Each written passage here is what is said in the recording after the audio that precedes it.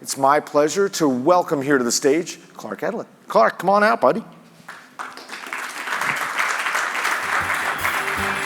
Nice.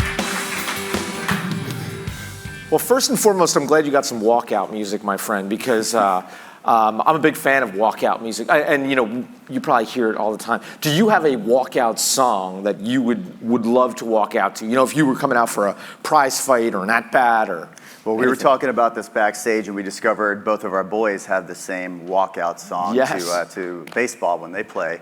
And despite what the suit may look like and everything else, I do have a soft spot in my heart for 90s gangster rap. So nice. I'd probably go with. All right. I'd probably go with Friday, Ice Cube. Oh, okay, sweet. What you learn from those videos is that my son's right. I love professional wrestling. American Dream, Dusty Rhodes' theme song. I would love to come out to that one of these years. So I'll throw that out in the universe. Lose Yourself by Eminem is the song both our sons walk up to their at-bats for. And my son pulled off his mask when another kid walked out to that, which I find interesting. There's 7-year-olds walking out to Eminem, but he pulled out the mask and said, "This is my song." I was like, "Actually, it's Eminem's song, son. So, you're going to have to share Well, as this long as you wear the chaps, you can walk out there. 100%. 100%. And when I'm in the third base coach's box, that's an even more interesting look. But I wanted to come out here and talk about Kaz a little bit more.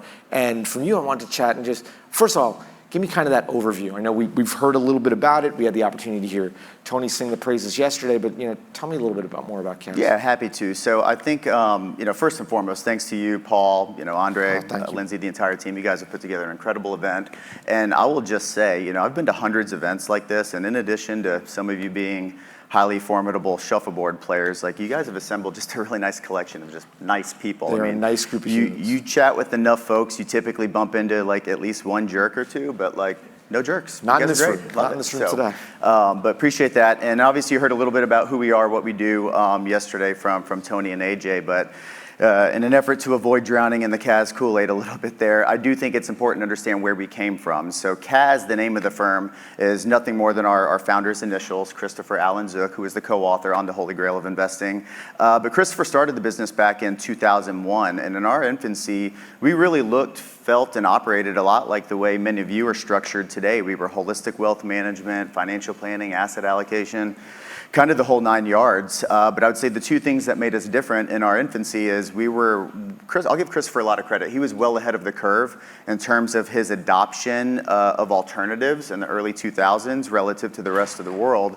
But the biggest differentiating factor was this concept that the largest clients of the firm were also shareholders in the business. And the thought process there was if these wealthy families actually owned a stake in the firm, well, they'd be more incentivized to introduce the firm to other wealthy families and actually benefit from that referral mechanism. And that's the way the business was run for about the first 6-7 years. It was around 2007, 2008. Christopher went to all of the investors, shareholders, and said, "Hey, there's a manager I've had capital with personally since the mid-90s. He's doing something unique. We need to make an allocation." The only caveat was this particular manager, at least at that point in time, was still relatively unknown, was really executing more of a bespoke trade than a static strategy and an asset allocation, and had a fairly high minimum. Don't quote me if it was 2, 3, 4, 5 million. It was large enough such that each family couldn't subscribe directly, so that was the catalyst for pooling capital so that everybody could get access at a more palatable entry point and whatever was the right bite size for them.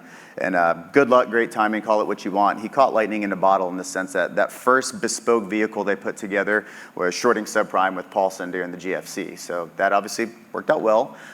Folks made a lot of money. They made a movie about it, all that good stuff. But I think more importantly than the monetary outcome there, it was an inflection point for the business because Christopher realized how much more scalability there was to monetizing the aggregation power of that captive audience and using that as a mechanism to get access to these things that otherwise have an incredibly high barrier to entry, whether it's a closed manager, I think Tony talked about that yesterday, or just an incredibly high minimum.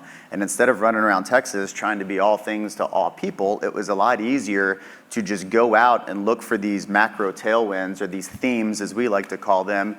And instead of, again, trying to do it all, just find a manager, find a theme, find a manager or managers, I should say, who could execute on said theme and then arm them with as much capital as possible so that it manifests itself in the best seat at the table with that manager, typically expressed through lower minimums, lower fees, often better liquidity. So if you fast forward to where we are today, it's simple. We are allocating our own capital first, then we're looking for like-minded folks that want to come alongside us. That way, when we go to a manager, instead of everyone bringing them $1 million here, $3 million there, we might bring them 2, 3, 4, 500 million, and that's how you get purchasing power, and everybody can punch above their weight. Now, you mentioned the word themes. I want to touch on that for a second here. Can you talk to me a little more about themes and maybe give us some examples of how that works? Yeah, sure. So, I mean, I think yesterday we heard a little bit about GP stakes, and we heard a little bit about sports, right? So we'll just use those two. I think those are probably the two we're most well known for. But those things aren't the themes themselves. Those are really just the tools or the mechanisms to express our view on a broader theme. So if you think about GP stakes, that is the mechanism to express our view on really just the growth of privates, more broadly speaking, and really the democratization of access because of alternatives forward groups like ours and many others, and the evolution of these alternative investment platforms like CASE and iCapital and whatnot. But if you look at the metrics, the numbers are fairly clear. Alternatives or privates make up a larger piece of more investors' portfolios today than it did a decade ago, certainly 2 decades ago, and it's our thesis that that trend will continue to proliferate on a go-forward basis. So if you believe that alts are going to continue to matter, right, and then companies are staying private longer, privates have outperformed publics, if you step back and ask yourself who benefits the most from that, it's the asset management businesses themselves, and that's why the big are getting bigger faster with less time between funds, or they're creating these new structures that are designed specifically for the wealth and the family office channel. So if you believe in that as a universal truth, and then the second one's probably less debatable, it's just math. It's better to be the one receiving the 2 and the 20 than the one paying the 2 and the 20. The best way to benefit from that is don't just be a passive limited partner in the funds of the best managers, but instead get up from the LP side of the table and go sit on the GP side of the table and own a ratable share of the 2 and the 20 that they collect from all of their investors, institutions, wealth, retail, family office, et cetera. So it's really just owning alts from a more advantaged seat in the ecosystem. And then sports, you touched on that as well. Yeah. Again, sports is just the tool to really express our view on this changing consumer behavior around cord cutting. I think a lot of people, and we've done that in changing consumer behavior in the past with transportation. We were early investors in Lyft and some of the other ride-sharing applications. But sports is interesting because most people have some sort of streaming platform today, or if they still have traditional cable, they record everything they watch and then they fast forward to the things they don't care about. Or if they have a streaming platform, you pay a fee for the right to not have to see the things you couldn't care less about.